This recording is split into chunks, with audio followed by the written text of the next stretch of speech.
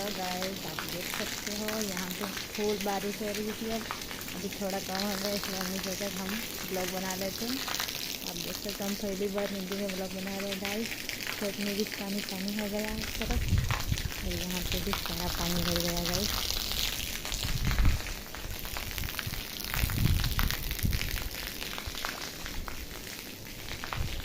Full बारिश का मौसम हो गया गाइस।